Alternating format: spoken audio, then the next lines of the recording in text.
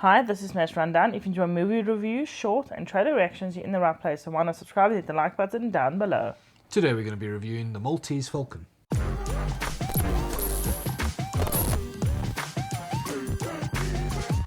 The Maltese Falcon is a 1941 film noir written and directed by John Huston, starring Humphrey Bogart as Sam Spade, Peter Lorre as Joel Cairo, and Sidney Greenstreet as Caspar Goodman.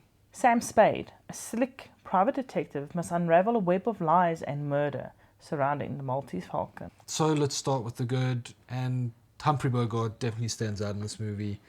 One of the best things about this movie, I enjoyed his performance. I enjoy the slick detective, the Energy he brought to the movie, Yeah. it was awesome. definitely. I think all of the actors did a really good job. I think other than Humphrey Bogart, Peter Lorre really stood out for me because he was very erratic and he seemed a little nuts, which I think is very appropriate for that character. Like brash and prone to outbursts. Yes, and not being able to control his emotions, like getting very emotional and crying at one stage because things aren't going his way, and then getting angry, slapping someone, or then, when the cops come in saying, no, they hurt me, and then changing his mind. Which is like completely the opposite of what Humphrey Bogart portrayed, Yes. because he was very calm. He had everything under control throughout it. Like the whole time, Humphrey Bogart was cool. Yeah, I like that contrast because he was so erratic versus the cool Humphrey Bogart. So you definitely felt like, he's more stable and you can relate a lot more to the detective versus the bad guy who he felt a bit crazy and too much. I loved it. I think that's why the interactions between them worked so well, because they were very different, and it just also showed Humphrey Bogart in such a good light, because he disarms him completely with words. Like, he's pointing the gun at him, but nope. Humphrey Bogart gets the gun just by speaking a couple of words. It's amazing. And I think it works well for the psychology of like that erraticness, being able to be swayed so easily. Also a little bit like old cartoons with Bugs Bunny messing with Daffy Duck. And just talking about, being able to disarm him with words, the dialogue was really smart and witty. And I think this movie was definitely mostly that. It was not a lot of action. It was mostly just them talking in a room. And that takes us to the bad, because there wasn't much in this movie besides the talky exposition. It was just talking, really. Not much else action-wise happened. And I think that it was great because they did a really good job at it.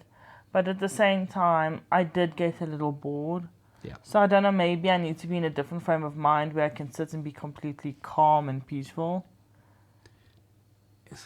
Or maybe watching it again another day. I don't know. I didn't quite connect with it. It was fun, but I didn't enjoy myself throughout it. I followed along, and it just felt like I was listening to a drama unfold on. Yeah. I also feel like I didn't quite enjoy it as much as what I feel like I should have.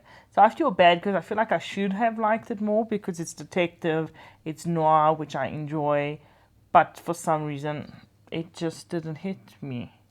And it could also largely be because we're in such a different space in our lives now, Yeah. in general, compared to, what was happening in the 40s when this first came out, and then the 20s and 30s, because the book, I think, came out in the 20s, and then there were 2 early adaptations in the 30s.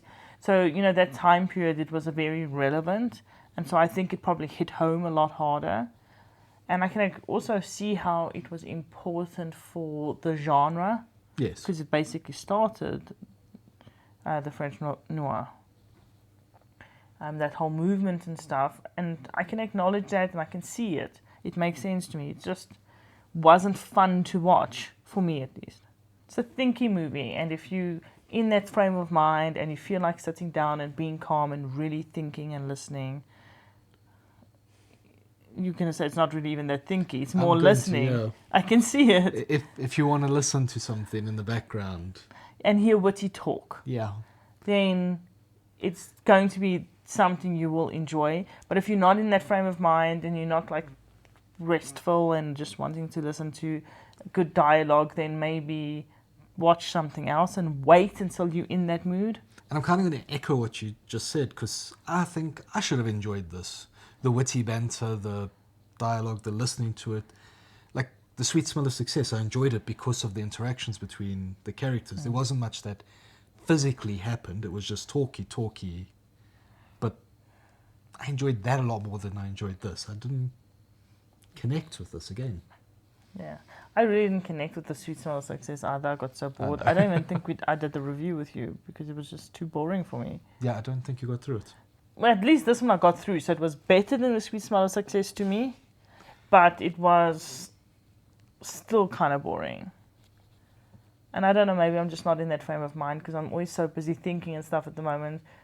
But studying that, I want something to be exciting and just a change of pace, and I feel like this was the same pace as what I normally am at. And I wanted just to relax, and this wasn't it. Yeah. That's why, like, you have to be in the right frame of mind to watch this movie. And I think if you're in the right frame of mind, you will enjoy it a lot more. I'm inclined to say that the average moviegoer nowadays probably wouldn't enjoy something like this. Yeah. After watching The Avengers and then switching over this at such a change in gear, I think it would be difficult for a lot of moviegoers to just, okay, cool, those were both good. Yeah. I think, like I said, just the disconnect, I think, from what we're used to and the place we are in our lives now compared to what was happening in the 20s to 40s. Yeah. So I think, just in terms of rating, I'm going to give it a 6. And I think only because I didn't really have that much fun with it, because the directing was good, the lighting was amazing, the dialogue was good, the actors were good, but for some reason it just, like you said, didn't hit me. Yeah. I'm going to give it a 6 as well. Yeah. Exact same reasons. I can acknowledge it was good. There were a lot of good elements. It just wasn't like fun and wows. And I'm not sure it's supposed to have been. I don't know. I really don't know. So these are the total of 6. So let us know in the comments down below. What's your favourite film noir? Don't forget to like and subscribe. Bye. Later.